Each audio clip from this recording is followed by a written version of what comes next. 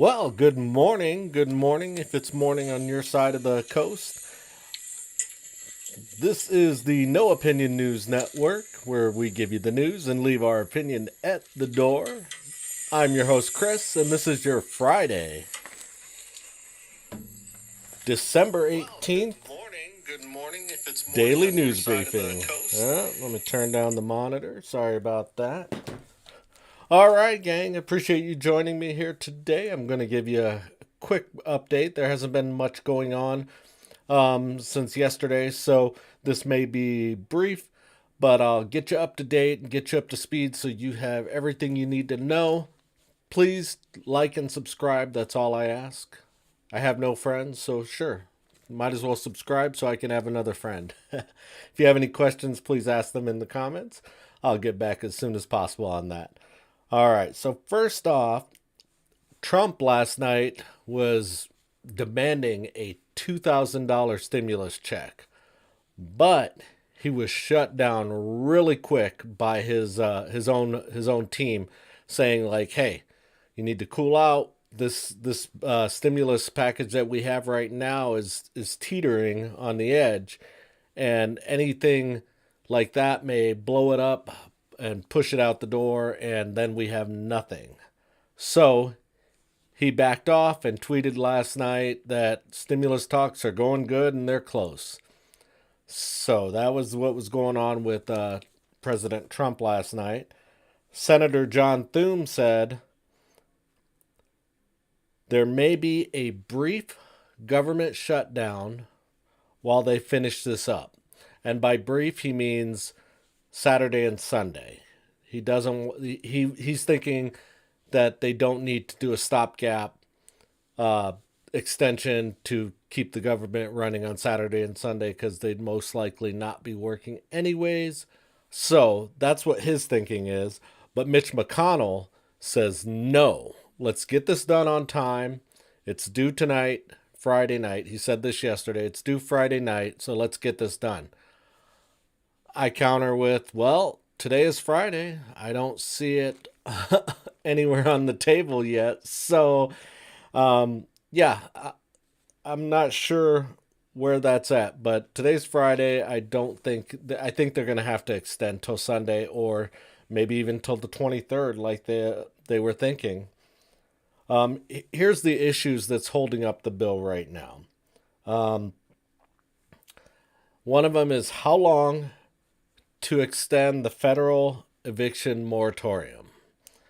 So I say, let's help the landlords because they're the ones not getting the money and go ahead and extend the moratorium till the end of March, beginning of April, when they're thinking about the same time as the unemployment's going to run out. So be a good idea. Just take care of it, push it back to end of March, end of April, then we don't have to worry about it along with unemployment, along with other things. Just let's have everything end right at around the same time instead of, maybe this ending this month and this ending the next month. It just would make sense to have it all end at the same time. That way, if you need to do another package, you can do one package all at the same time. Another issue is that Chuck Schumer is pushing for a bill that's known as Save Our Stages. So the Save Our Stages bill is worth $10 million and is actually intended for live venue operators who have been forced to close. So that would be, I'm sure, Broadway in New York, concert halls, anywhere where there's a live venue where there'd be live acts. So they want to help them out so that they can make it through the pandemic also. Another issue is how is the FEMA money for states and cities going to be structured?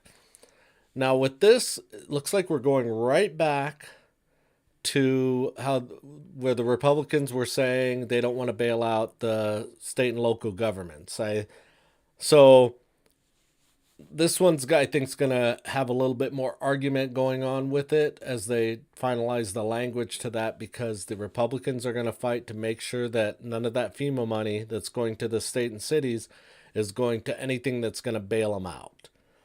And finally, the direct payment, also known as the stimulus check. So it looks like they're set on a price tag, $600 for everyone. If you have a dependent, $600 for your dependent. No matter if you have 5 dependents, you get 600 each. Also, if you have a college age dependent or a senior citizen that lives with you that's a dependent, that would also count towards a $600 check. So that doesn't mean have all your grandpas and grandmas move in with you so you can get more checks. But anyways, so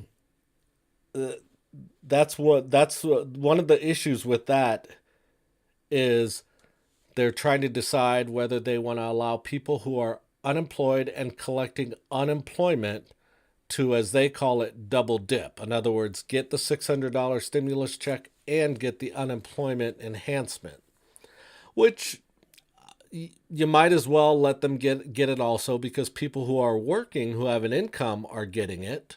So if their income is unemployment and they're not getting it, they're kind of getting less than that person. So if they're unemployed through no fault of their own because of the virus, yeah, sure, might as well just give it to them. Chuck Schumer says we are close, and they are working on a few final issues. So I've been giving you my confidence meter.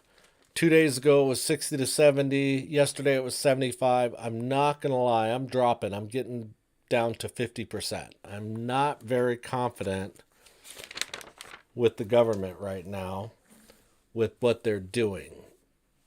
It seems that they had Tuesday was such a huge push that it seemed like everything was happening and it was going to happen fast. But now we went right back down to that snail's pace. So I'm not feeling 100. I'm not feeling very confident at all. 50%. It's one way or the other right now. Hopefully they'll change my mind. Something will happen today and I can get on here and report something big for you. But until that time, we'll see. I'm going to go ahead and wrap it up for this morning edition. There might be an afternoon edition if something breaks. If not, I want you guys to have a wonderful weekend. My name's Chris, and this has been your Friday, December 18th, Daily News Briefing. I want you guys to have a wonderful weekend if I don't see you again. Take care.